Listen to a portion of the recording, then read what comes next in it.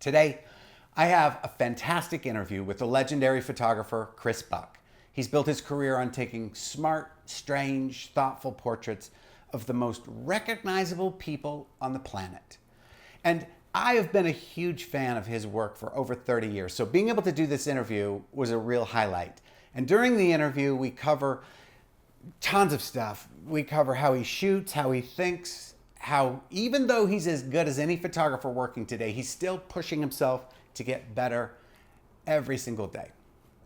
Now, I've been a fan of his forever. I just mentioned that. And I finally got to meet him face to face at his portrait workshop in the summer of 2024. It completely changed my approach and the way I think. And if you're watching this before the end of June 2025, great news, he's doing that workshop again, and I think you should go. It is a game changer. Now, if you're watching this after June 2025 and his workshop interests you, don't worry, he's likely to offer more. Now, we do start this interview talking a bit about the workshop, since some of the things I heard him talk about while I was there are things I want to ask further about. But don't worry, all of this conversation, even the workshop stuff, is relevant to anyone who wants to make better, more honest, more memorable images. And as we go along, he lays out his philosophy and his approach, and stick around for the whole thing because it is packed with so much insight into the mind of a working photographer and how he gets those unforgettable images. So hold on to your hat. There's no one else in the world like him. Here is my very inspiring conversation with Chris Buck.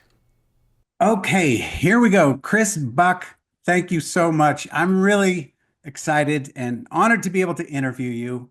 And I have a bunch of questions, so let's just dig in and fire away.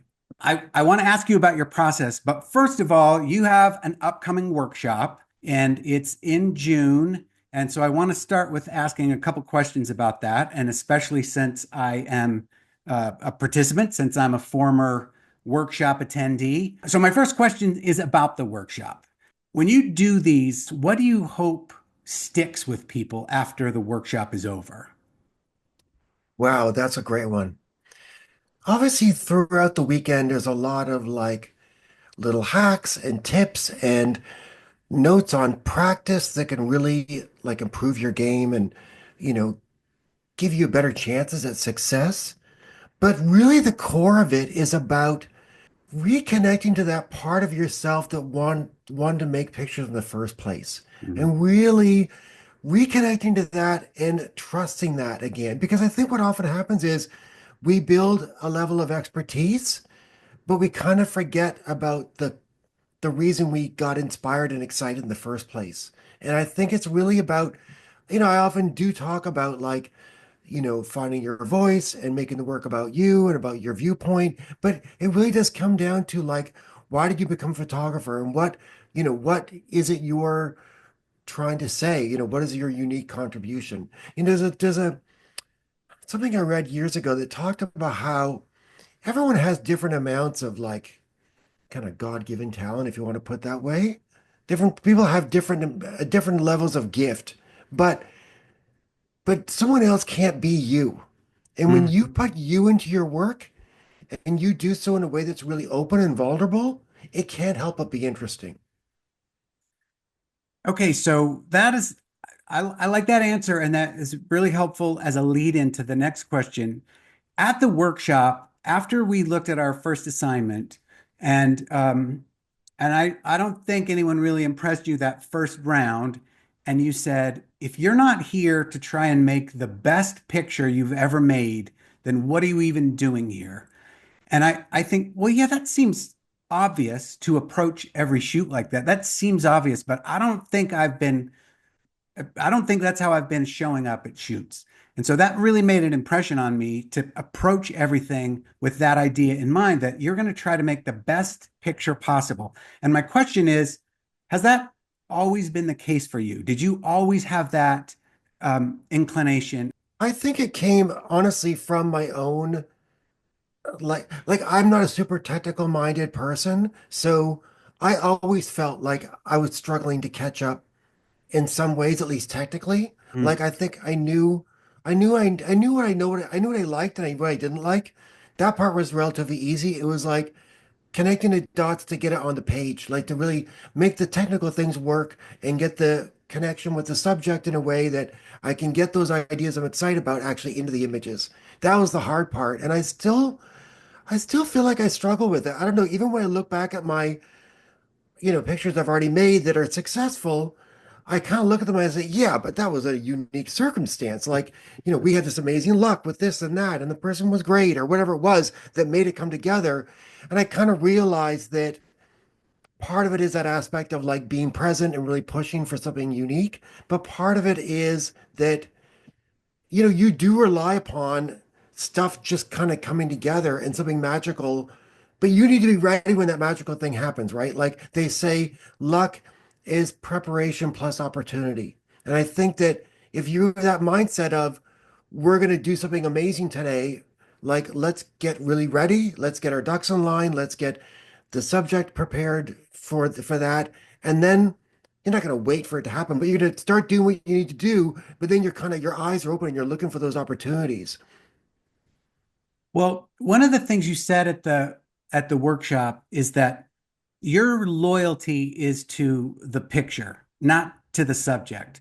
And I think that seems a little bit different than how some photographers approach it. So as you're doing that and you're looking for, you said there's got to be a little bit of luck, but you have to be prepared for that.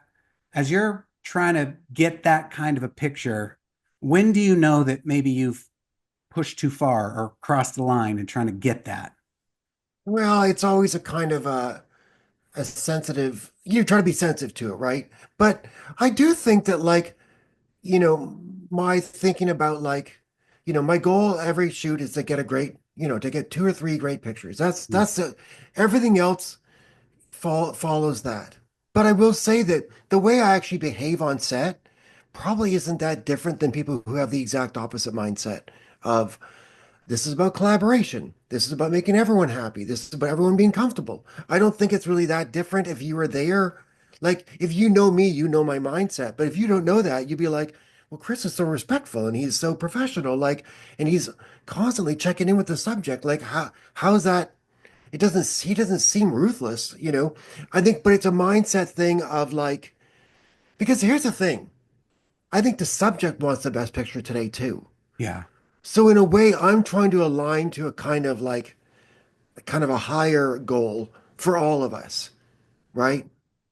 Like I did a shoot yesterday, and my intern, I met with him today, and he said, I was kind of amazed. Like you'd said something earlier about having this mentality, but I was amazed to see when we went into like those second and third last setups, when the subject was indicating to you that she was kind of done and she was kind of exhausted. And I was like, oh yeah, I didn't hear that. Like I literally, like I'm sure he's speaking the truth, but to me that read as like, yeah, maybe she said I'm tired. I don't know. But to me it read, my read is she's still got something in the tank and she's still like she knows we have more work to do. Like that's was my sense. At some point she said, hey, this is gonna be our last setup. And I said, great. Like I didn't now, if I saw there was an amazing opportunity because of some light or whatever, I would have said, there's this thing. Do you want to try to get that? And now the person we were shooting with was very creative, and she had hired me, so she was actually my client as well as the subject. I think she would have said yes if I had said, I see this amazing thing. Do you want to go for it? But it's interesting that my intern saw like that she was signaling Mhm. like this is exhausting, and I didn't see it. Like I wasn't because I think I tune stuff like that out until it crosses a certain line where I'm like, oh, they're really serious. They really want to be done, which is fine. But I think that what people say with their words and what people mean is sometimes different. And I think that you have to be sensitive to not like just I don't know. I don't want to fold. I want to like, I do like like we'd actually worked together before, so she hired me for a reason. She wanted something, and I was there to deliver with her. Oftentimes, the people who hire you are not the people being photographed. True. And if if you were photographing people and they were also the client, do you think your approach would be different? Even then, I don't think of the client as being the boss. I think the picture is the boss Hmm. because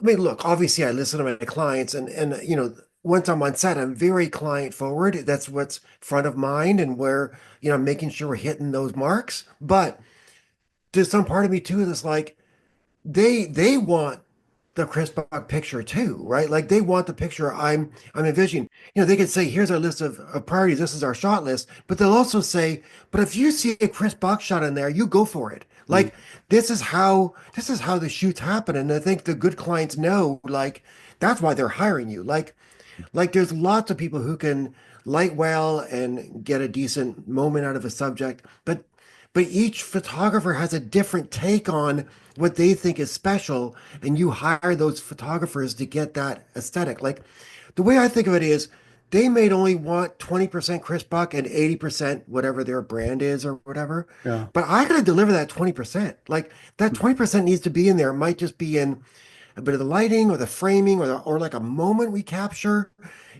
But they do want that. That's why they hire you. They want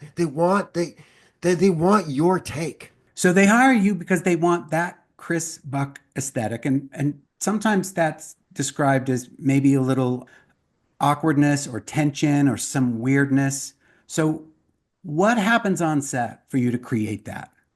I mean, it's not as remarkable as it sounds. Like it's funny. I remember a client. He's like, I look through your contact sheets. It can be like picture, picture, picture, Chris Buck.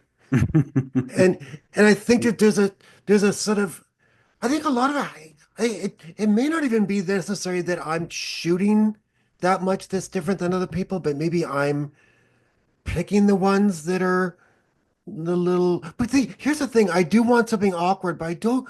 It needs to be beautiful at the same time. Like it needs to be kind of graceful and elevated at the same time as being awkward. It's not just like an off moment. It's sort of off and magically transgressive at the same time.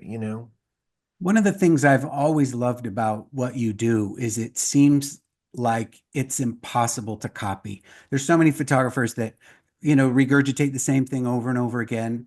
But when I see what you do, I think there's no one else that would have got that picture except for Chris Buck. So I've always Well, loved I that don't know. about. Well, thank you. That's very sweet. I mean, people say it to me sometimes. I saw that picture in the Times magazine and I knew it was yours. I'm like, yeah, but you're not telling me about the times that you guessed it was mine. It was wrong. You know, I mean, it is funny. Like I agree. Like I do try to make things different, and at least I try. I'm probably making the same five pictures through my whole career, but I'm trying to make it different. I do think that like that's where the whole like I'm going to do the best thing I've ever done today thing comes from. That's partly of that is that Mm.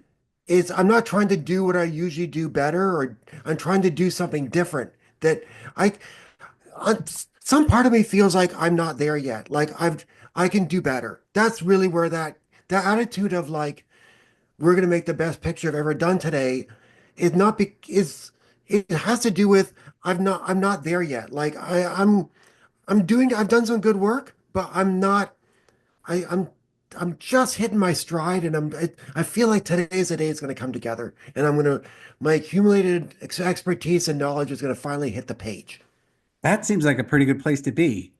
Yeah, that's like I think it's a good mentality because if you don't believe you can do better, then why are you there? Like, I mean, I Yeah. guess you could just be there to make money, but I do think that like there's a little bit of surprise or edge or tension, as you say, like that's I think that's where that is that sense of like I'm trying to do better. And I think if I look back at my successful shoots from the last 20, 30 years, those pictures were probably made in that moment of me trying to do that, right? Like in a way, that's probably what you're seeing is me trying to like make something awesome and kind of a combination of luck and cooperation and tension is all coming together in one frame.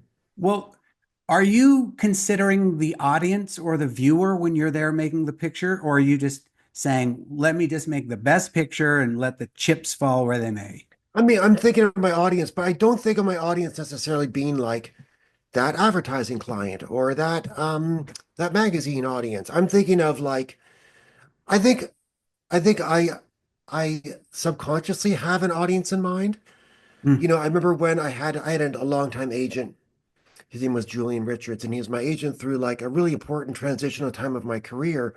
And I realized after I left him, I was like, oh, he was my ideal audience. Like I wasn't really making Mm. the pictures for that, ESPN magazine or whatever. I was making it for Julian. Like I wanted Julian to be impressed. And Uh-huh.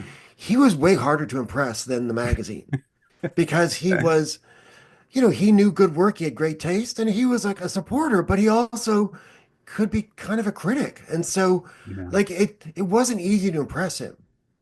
Those early days, do you feel like there was like a single shoot that because of that, that really changed the trajectory for your career? Were there In a any of funny those? in a funny way, it's actually shoots that were much later that I could point to and say that was a benchmark. Like that changed. Like I could see, like actually see a movement on the dial after that.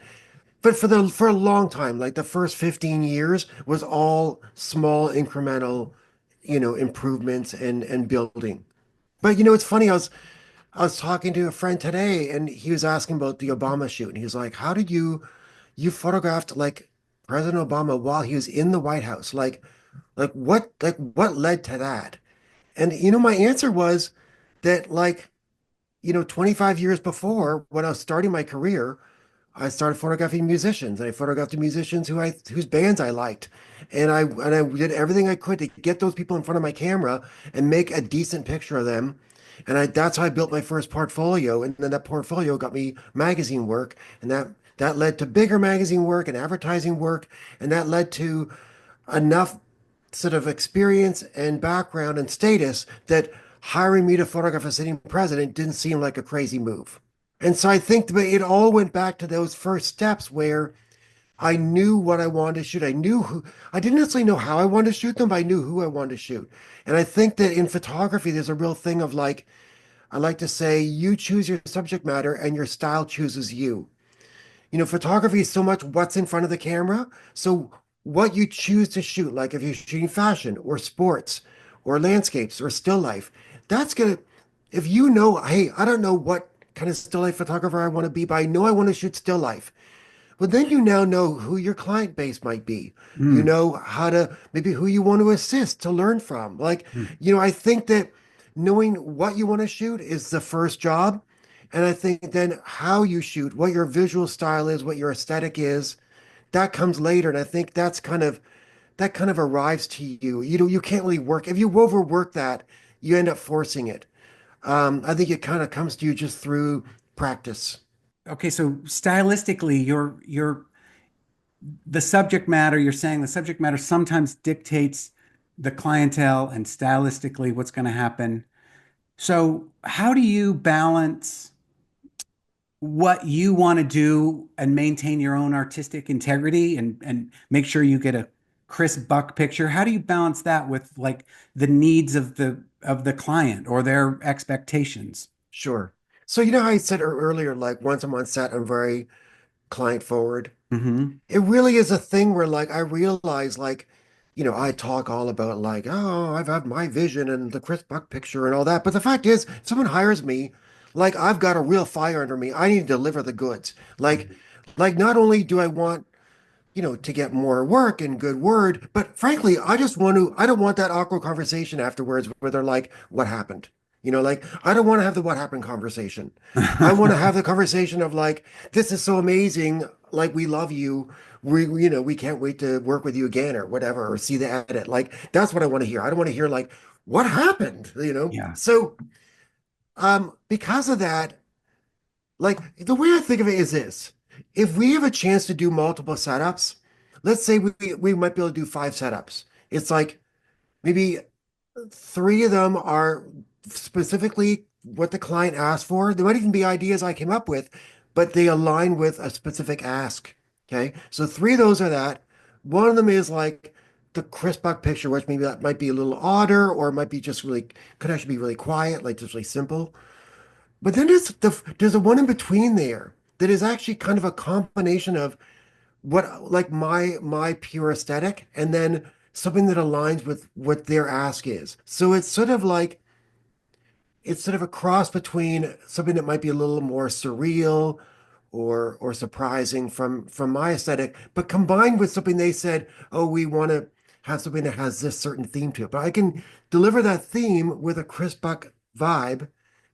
That ends up being something that I can really lean into because I know they want it, right? Hmm. But it's also something that like I'm excited about. So that those are often the best ones because it's both. It's not just me saying, "Hey, give me 10 minutes to do my thing." It's actually like something that they want, but it aligns with what the way I do my treatment of their thing. Now, obviously, on every shoot is different. Some shoots I don't do anything that's even vaguely near what I'd want to do. But we often get a great picture and I'll show that great picture, even if it's, a lot of my most best known pictures are specifically client ideas. Like Steve Martin with the bread fingers was from Premiere Magazine, or Nick Offerman with the red background and the kind of Elizabethan costume. Yeah. That was specifically from the magazine. They asked for like something that looked like, because it was a culture issue. They wanted something that felt like, Elizabethan. And so I helped pull together the props and everything, and obviously directed the shot. I finished it up, but Yeah. it was the germ of it came directly from the magazine. So, a lot of pictures that feel very me are really a collaboration with the client and the subject. Wow. That's that's kind of a surprise. That's kind of a surprise because everything you show seems like a home run, and it for me it seems to fit so well with your own aesthetic. So, But if you think of like think of in a different artistic field like music, right? An artist can have go through different periods. I've been thinking about Nick Cave a lot lately, and he's someone who has had like over 40-year career. And there's a huge range to the kind of aesthetic and sound of his music. All of it sounds like Nick Cave in some way, but there's been a change over time. And part of that change is him growing up and being older and, just having a more refined aesthetic. But part of it is his collaborators. So mm, he's working with different musicians and whether it be in the bands or co-songwriters. So he's collaborating with people to make better and different Nick Cave work. So they're still Nick Cave, but they're mm, Nick Cave with Warren Ellis, or they're mm, Nick Cave with Mick Harvey, or yeah, so they're they're all like they're all still him, but he's doing it in collaboration, and I do think it's sort of like how they always say how the Beatles were better as a unit than they were individually. mhm, And I think that there's that way in which Paul McCartney wrote a certain way when he was collaborator with John Lennon. Like writing, he was sort of writing for John as much as with John. Like, kind of John was his audience. Like he wanted to impress him, right? He wanted to do something that either John couldn't do, or he wanted to do it better than John, or there was a way in which they brought the best out in each other. And part of it was competitive and part of it was collaborative. But I think there's a way in which I work with my subjects and my clients and my assistants and the prop people and the wardrobe people, and each shoot becomes a collaborative effort. Now I'm driving it. I'm the person who's like the captain of the ship, but they're my crew and they're supportive of me, and a lot of great ideas came from people. I mean, that shot of Bill Buford with the pig on his shoulder, yeah. that was like that idea came from the makeup artist. We had the pig already, but she was like, I was sort of struggling with what else. We tried a few different things with it, and she was like, well, what if he just kind of threw it over his shoulder while he was digging through the fridge? I'm like, wow, that's cool. Let's try it. And we did it. It just all came together. What were your ideas? Why He was just there a had pig there already? he had done a book about learning to be an Italian chef, like how to be a Italian cook. And so one of the chapters was specifically about buy a whole pig, like a dead pig, bring it Mhm. home, break it down properly into like each, cut, and then put it in your freezer. And then you're going to make dishes of the different cuts, right? Oh, So in his book, he talks about like taking it home and taking this whole pig up the walk up in New York and all this kind of thing. And then, trying to fit it in his freezer. Like it's just sort of a funny chapter, right? That stuck with me because it just felt very visual in terms of the way he tells the story. So I was like, well, why don't we just get a live pig and then we'll play with that, right? So I was gonna have him. I lived in Chinatown and we shot at my apartment. We are gonna have him like walking the pig on a leash down the street in Chinatown, which ended up we thought was a little dangerous. But then we then we did have him stuff like he was like cooking on the stove and the pig was like at his feet looking up at him. We did that. So we did stuff like that. And then I was like, what else can we do? I feel like we can do better. And she said, and maybe I said like I want him closer to the pig, and then she said, "Oh, what if it was on his shoulder?" So they, Gotcha. then I'll tell you, I hired her like all the time after that because I'm like, oh, I want this energy around me. I think that's Yeah, pretty cool that yeah. you can accept that good ideas can come from any place. That kind of thing. If it really comes from every shoot. Like, yes, you're striving for like the stars, but you're really just trying to like get something half decent so that like the shoot's not a failure. Like that's on some level, Yeah. like you're just like it's funny, like I was thinking the other day, like, the picture, especially your best work just has a kind of moment of like just artistic flair and grace, and it's grace and tension and all the things that are beautiful. And but really, when you're shooting it, you're just like, I just really hope it's in focus. Like, or like you're just trying to get one decent shot that day. Like that's what's going in your head. You're not thinking, Yeah. we're making art. I'm an artist. You're thinking, No. I really hope we get the shot before they have to leave. Or whatever is like the actual like on the day thing. Yeah. Like we we better get this before the light goes. Like that's really what you're thinking. And you are trying to make it better and you're trying to tweak it and improve it. But it's very rare that I shoot a shot and think that's the one. I'm usually thinking that was okay. Okay, how can we make it better? Well, one of the things you said at the workshop that I loved so much is you would rather have a lesser career than take lame pictures. I just love that attitude. And I'm curious, do you ever turn down work because you're not going to be able to get a picture that you can stand behind and be proud of? Well, no, I mean, I need to work, I need to make money. Like, and I certainly respect like all working photographers. You take jobs. Look, I sometimes take jobs and I don't show the work. But the Yeah. fact is that there's plenty of jobs I've taken as a money job that we get a great shot and I show it and I show it off.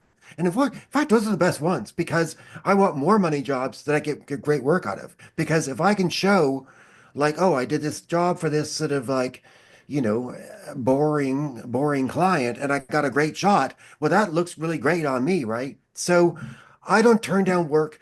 I I will turn down a job if it looks like the circumstances make it that it'd be very difficult to achieve what the client even wants. Like, Mm. if it looks if they're asking for something that is not possible to get, then that I might say no to. It doesn't happen very often, maybe once every 5 years.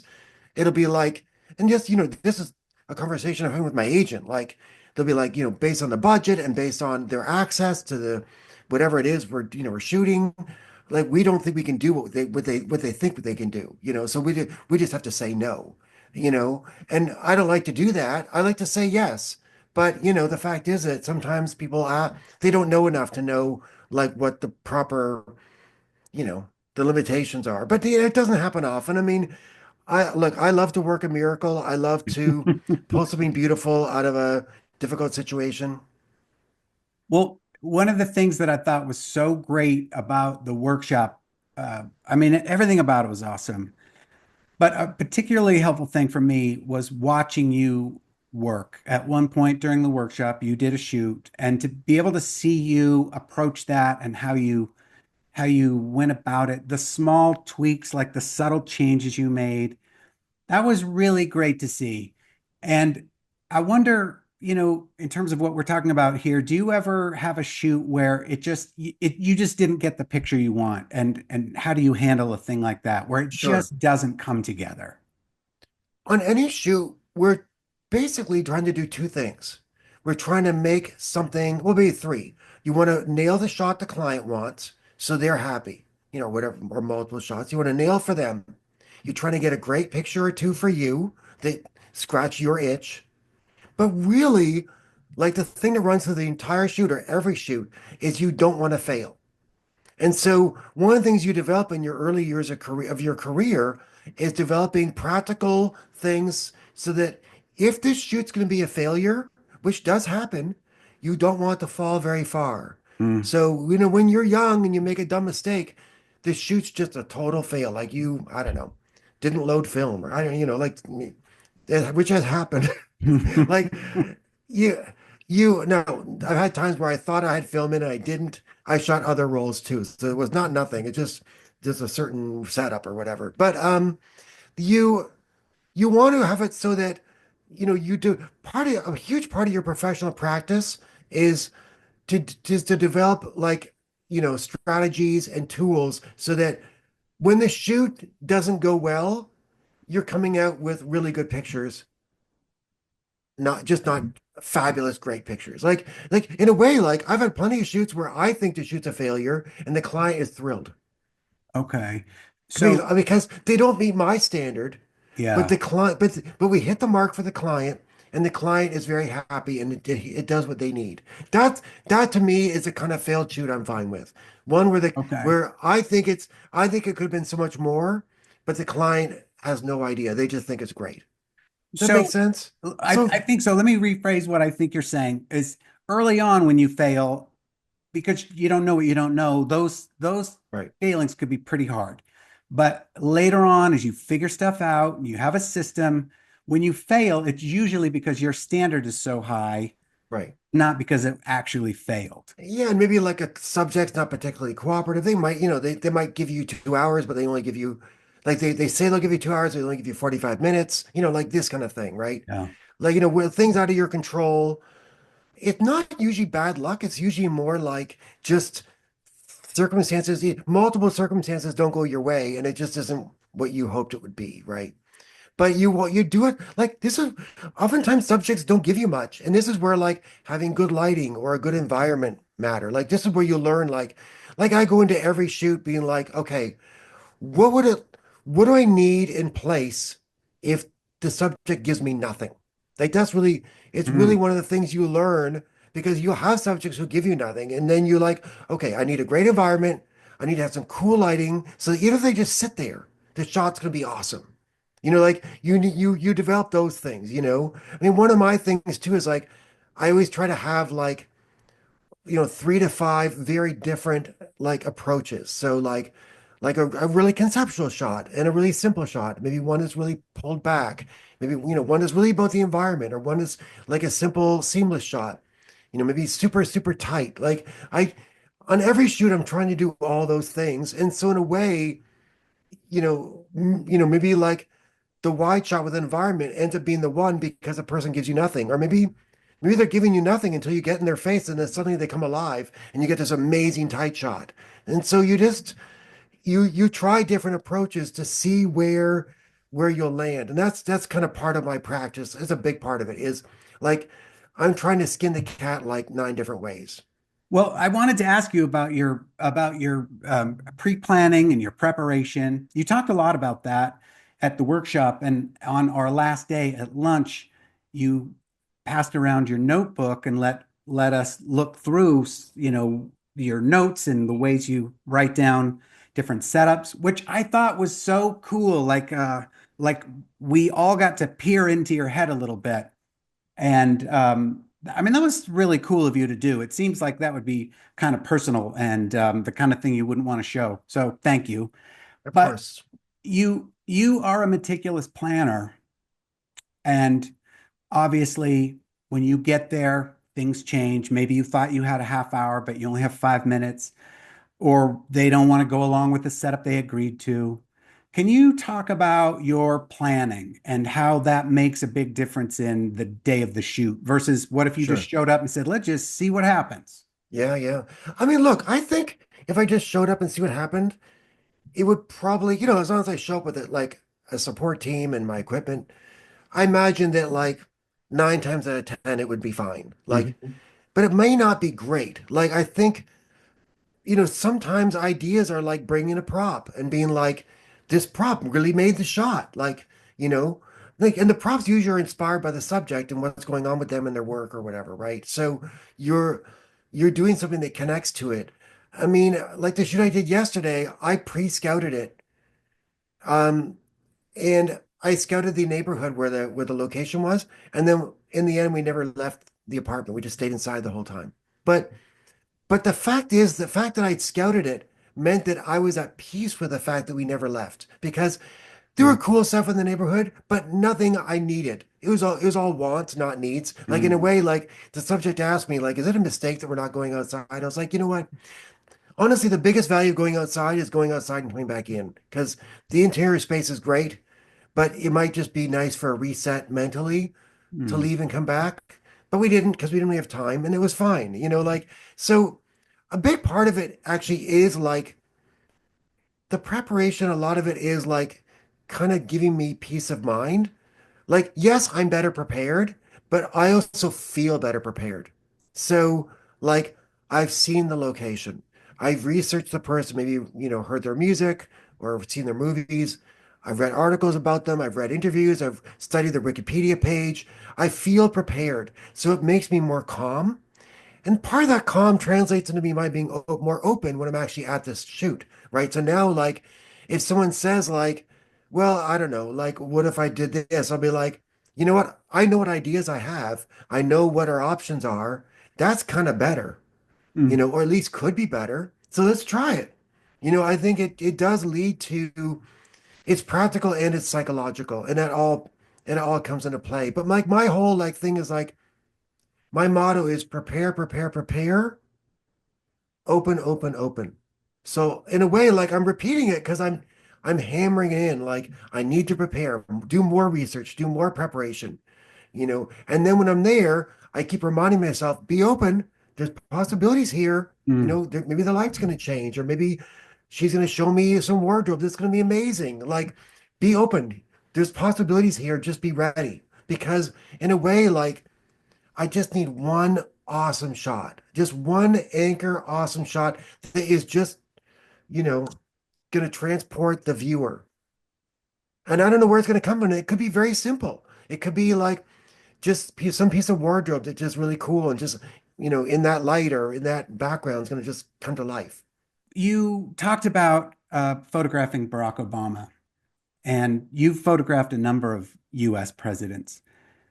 How is the preparation different for that? Photographing, let's say specifically that shoot with Barack Obama. Sure. The thing about it is that it's not that different. You're still reading interviews and all that.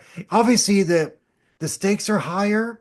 Like, um, with President Obama, I had 3.5 minutes, and I knew that that's what I'd have. Now, I was given like 2 hours of load in and setup and everything. So once he walked in, we were very ready, and we were at our mark, and we did everything as planned. And it was, we were both strategic and very orderly, but also open to moments.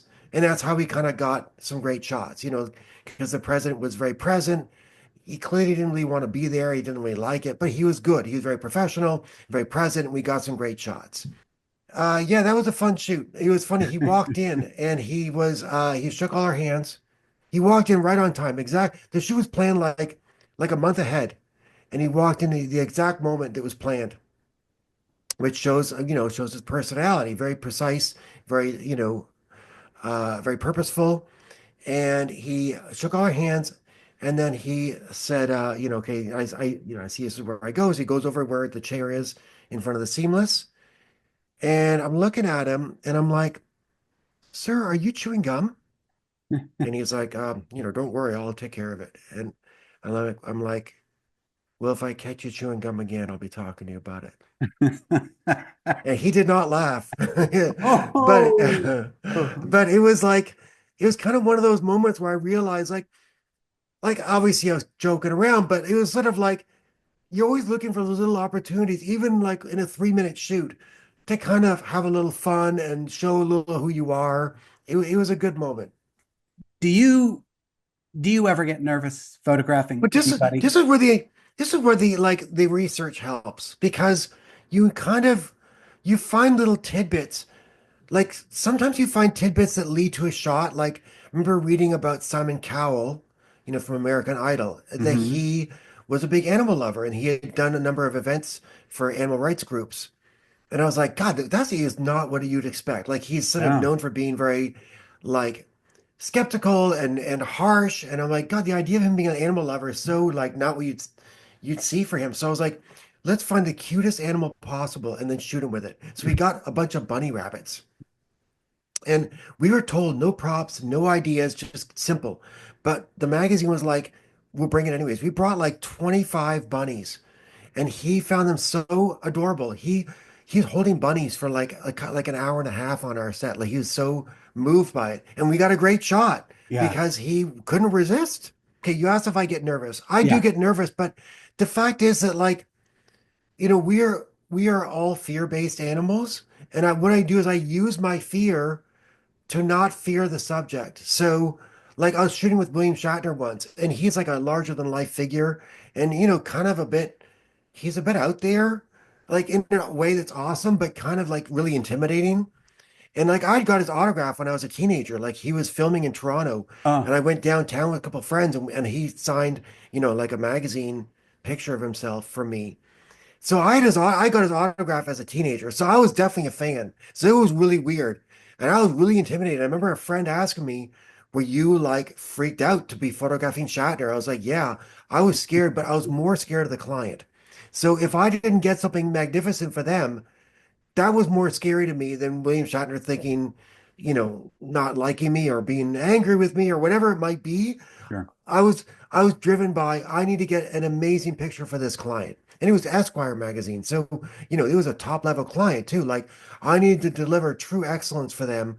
Otherwise, nothing would matter. Like they were more scary to me. I mean, they were very nice people, but I'm saying the idea of them being disappointed was more scary than William Shatner and his being unpredictable. What kind of a subject would make you a little nervous or scared? When does that happen? When it's not the Well, client, it's the actual person you're photographing. Well, I photographing other photographers is intimidating. Like I've done it a Mm, bunch, but there's a way in which like they know all the tricks. Like mm, they see what you're doing. And I don't mean it like I'm being so manipulative, but like there are kind of little like kind of inside baseball things we do in the same way like a musician or a filmmaker would with with their own people, like and they'll ask stuff like, "What lens are you using?" Like, and it's just like, "Oh, why? Don't ask me that. Like, that's not cool." You know. There's also a thing too where like they're my tribe. Like that's my community, right? So yeah. even if I don't know that person personally, there's a sense of like me being protective of my people, and Mm, that's not a good thing because I need to go somewhere uncomfortable and elevate and get somewhere like almost ethereal with my subject. And I'm mm. not going to do that by being careful. I need to be brazen and bold. Well, what photographers do you like? I know that early on, Irving Penn was a huge influence, and you went to his apartment. You wanted to meet him. Who do you like now? Who are photographers that you really dig and that are still inspiring you? I don't really look at contemporary photography that much. I think like a lot of people, maybe not everyone, but a lot of people, I kind of inspired by people when I'm young and I'm trying to find my path. But Mm, then once I kind of found that, I found looking at other people much more distracting than inspiring. mm, And so the people I know now are people like you, like people who take my workshop or people who intern for me or assist me. Occasionally people will say you should check out so and so. mm, But I'm not really that familiar with contemporary shooters. I mean, someone who was a big influence on me about 10 years ago is Katie Granin, who is one of the photographers known for coming out of Yale, I guess in the early aughts. And she did a whole series of like kind of portraits of strangers. She did a book and this whole series called Model American, and it's mm. just she plays ads and then find random people and make their picture like in hotel rooms or even outside, like in marshes and like brooks and stuff. They're really weird, but they'd be very intimate, but people who are total strangers to her. Mm. And I found those very moving because there's a sense of like incredible vulnerability and intimacy, but also like people be like half undressed, but there's a kind of defensiveness too. It was very strange because they're also out in nature. So it was sort of they're very vulnerable that way too. Mm. So her work I find very beautiful. You also mentioned the picture of Nick Offerman when you were talking about where ideas come from. And in that picture, there's, this mix of you know, he's sort of stately, but there's also this subtle humor. And you mentioned that idea might have come from, I don't know, the client or Yeah, it was someone Chicago on set. Magazine. So how did you direct that to get that exact thing, and how did he respond to it? I was just saying like a minute ago about how like it's important to be like bold and brazen. My whole thing is like be bold and then simplify. So have a bold idea that makes a statement and then pare it back as much as you can. Hmm. So in that case, I wanted all the elements in the picture to suggest like an old stately portrait, like from the Baroque period or something or Renaissance.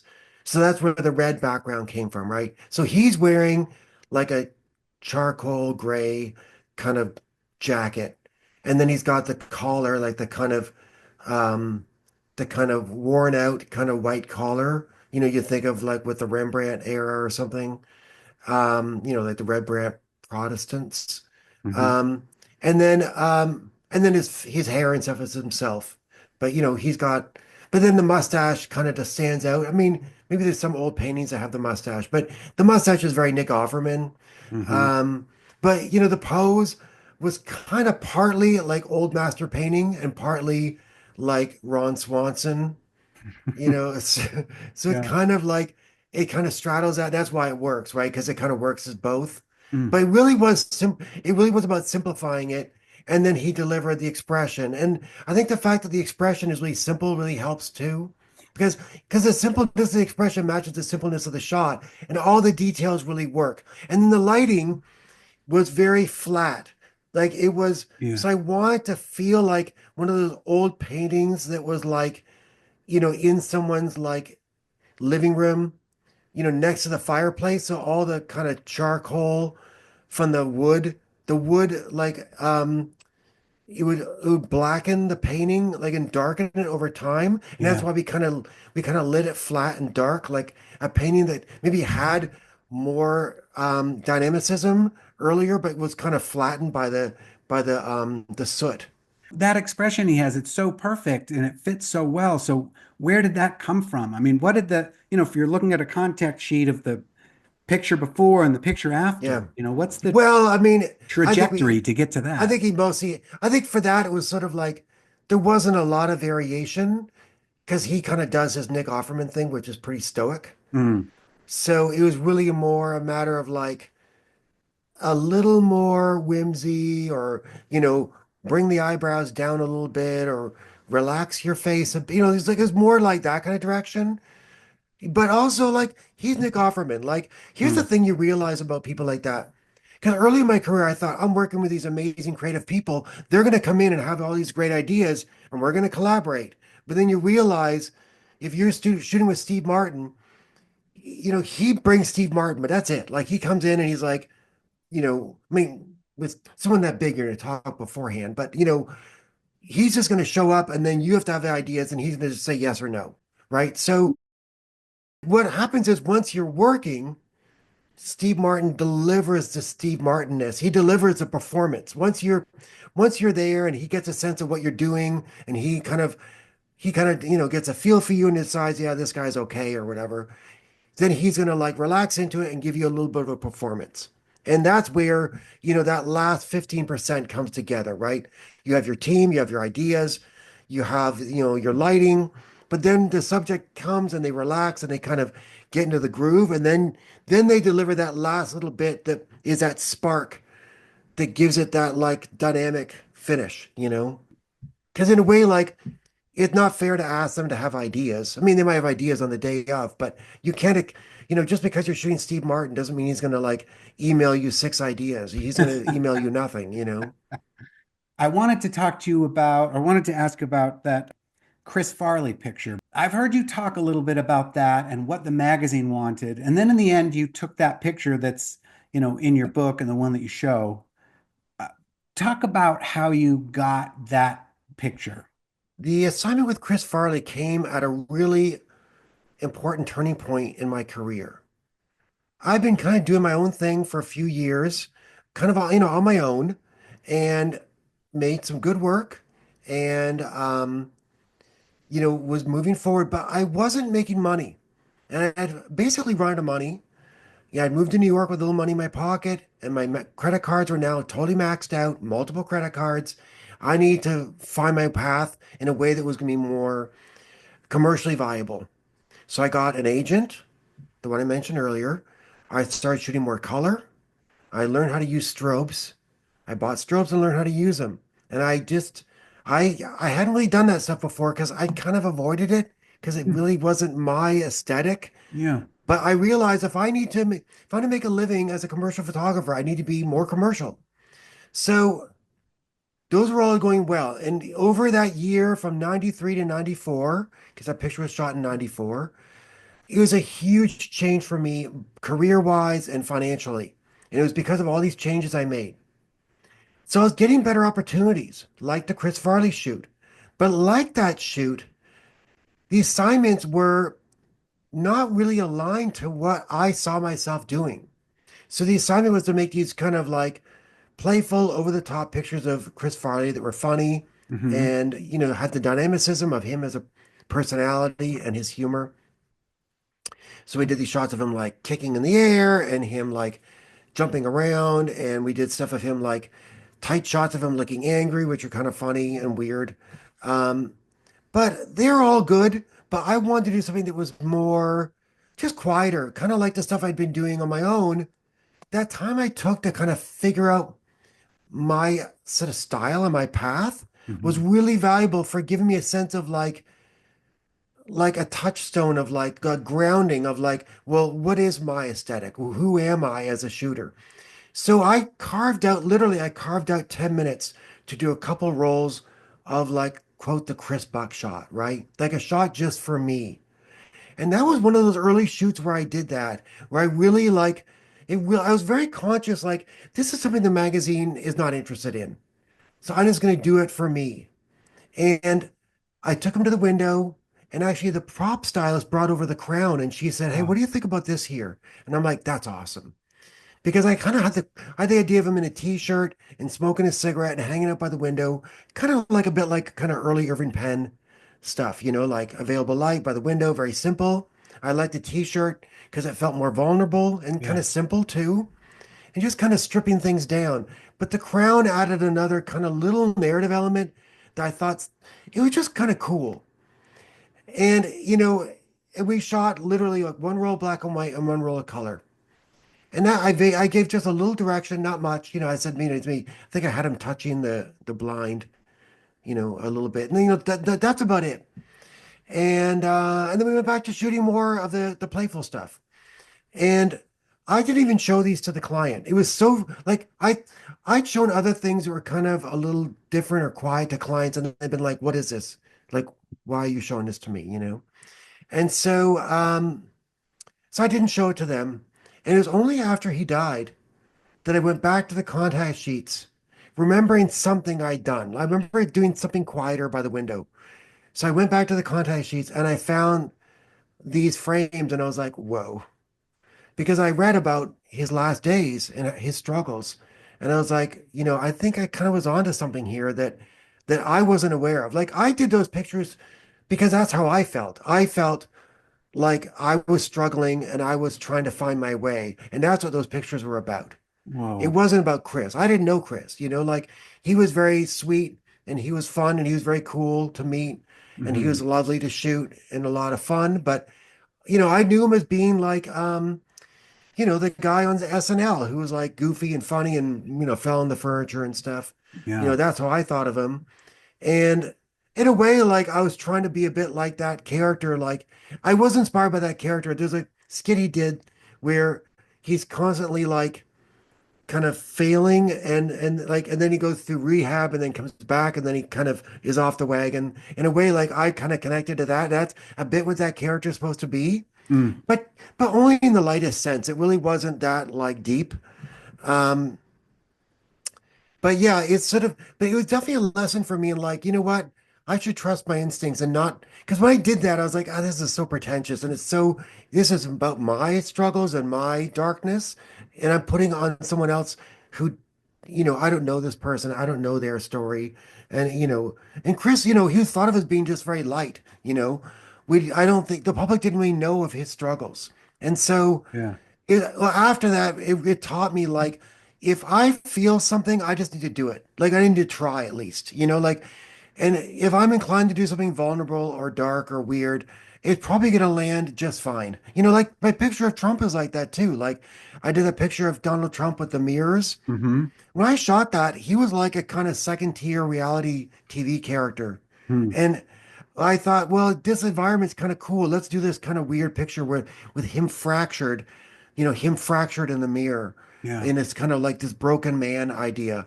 But it was about me. It was about me and my struggles and my like, kind of unsureness of myself. That's what that picture was about. So in a way, I talk about the whole idea of like portraiture is self-portraiture. That's what I mean. You make the weird picture that's about you. And Gotcha. just using the celebrity subject or whoever your subject is, make them be a stand-in for you in your Hmm. life. Yeah.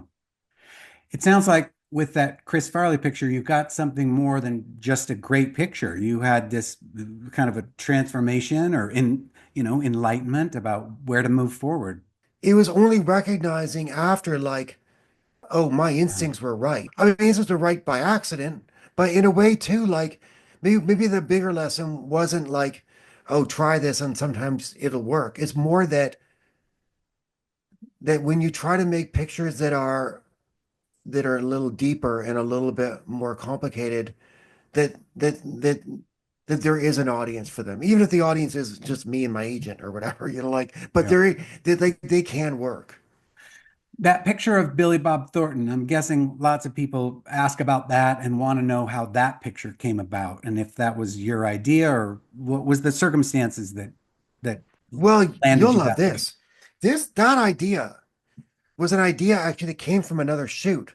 So one of the things I started doing, because I'd always come up with like new ideas for every shoot, right? So I'd write the ideas down, like I'd have my notepad like this, and I'd write down all my ideas, and then I would. No, I wouldn't do all of them, right? Because it just wouldn't be time, or just the circumstances wouldn't work. So I learned like, oh, maybe I can use that idea for something else later. Like, and I was shooting a businessman in Texas, and we were out in a field with a cattle, and it was cool, but we had a seamless, and I was like, it just crossed my mind, wouldn't it be great if this guy peed on the backdrop? And I was like, well, this isn't going to happen here because it's just not the right circumstance. But I was like, that's cool because the reason I liked it, I liked the idea of combining the vulgar and the beautiful, the idea of like something very base, like urinating. But then when the pea would hit the backdrop, it would change the color of it. And it would be this interesting kind of thing. Like there'd be the splash, which would also be pretty, like the splashing, and also it would change the color of the backdrop, and that would be really cool looking. Hmm. So when I did do it, you notice I chose a color because the original color was blue, but then the color I chose for Billy Bob was more subtle, this sort of this kind of tan pecan color. Hmm. So when he urinated on it, it made it more this, it shifted to being more green, kind of vibrant yellow. And that was really cool and it was very dynamic. Um, but yeah, so basically I just kind of, with Billy Bob, he was very kind of businesslike. And I was like, okay, I've got some ideas. And I kind of, read through I literally read the ideas off the page. And one of them was urinating on a photo backdrop. And he said yes. Was that the end of the shoot? Was that your last setup? Yeah, but we talked about the ideas at the beginning.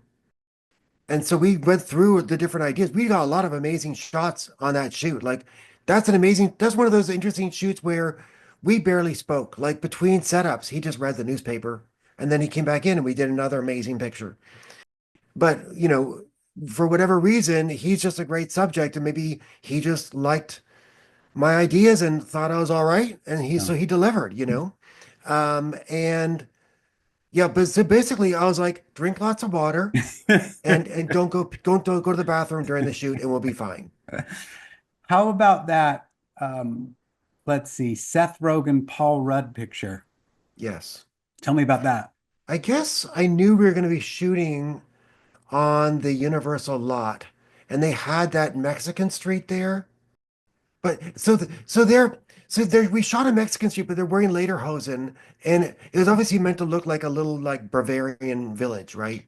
But I don't remember how the later oh I don't the lederhosen one is similar. I wanted to shoot David Hasselhoff in lederhosen, Ah, and that was a few years before. oh wow. Because you know he lived David Hasselhoff was famous for being like a big star in Germany. Yeah. And I asked him, would you wear lederhosen? And he's like, I just can't do that. Like we did a phone call and he's like, he was very nice. He's like, look, it's a cool idea. I get it, but I can't be disrespectful to my fans. And I was like, fair enough. So that's how that came about, was that I'd written it down and I pitched it for that job. So a lot of ideas. The thing is, I could say they're recycled, but they're not used. Like once I use something successfully, I don't go back to it. So in a way, like you said, my ideas always seem new and fresh. So they are in a sense like once I do, like I've not done lederhosen since, right? Because Mhm. I've done a successful lederhosen picture. You know, I trust me, I'd love to go back for every shoot with lederhosen, like President Obama in lederhosen, William Shatner in lederhosen. Like, I can't wait to see that. I really hope that comes together someday. yeah, exactly. That'd be my next book. In your workshop, you said be so good that they can't not hire you. So what is being so good look like for someone who hasn't had a chance to prove themselves yet? Like they're just, they're relatively new at this and they haven't had a lot of So, shoots. yeah. So I heard that quote attributed to Steve Martin. Mm, And he is from him talking about his early career where he was struggling with, comedy is a very competitive space, even more so than photography. mm, When when you're in those early years, you're like say 3 years in and you've been hammering at it and you're making some really good work. And you're like, why am I not getting the response I feel like I've earned at this point? I'm not mhm, getting the client base. I'm not getting the opportunities of like the certain kinds of subject matter or the scale that I know I can do. Why am I not getting it? I think that we all have that period where we're like, well, I've been blacklisted. That's it. Like, like there's a secret code that's gone around. Chris Buck isn't being hired. Like, don't hire this guy, right? And you legitimately feel like that.